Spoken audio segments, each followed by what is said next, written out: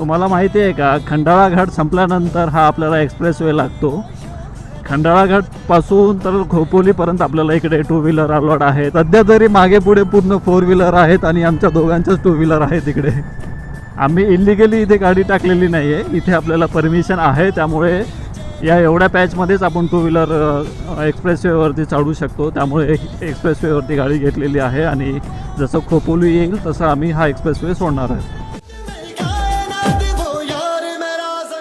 इथून आपल्याला खोपोलीसाठी एक्झिट घ्यायचं आहे. राईट साईडला पुढे दाखवत आहे खोपोली एक्झिट, जिथून आम्ही एक्सप्रेसवेवरती चढलो आहे आणि इथपर्यंत आपल्याला एक्सप्रेसवेवरती टू व्हीलरची परमिशन आहे, पण इथून पुढे परमिशन नाही आहे. त्यामुळे त्या साईडला जर आपण गाडी घेऊन गेली ना तर आपल्याला नक्कीच फाईन लागणार आहे.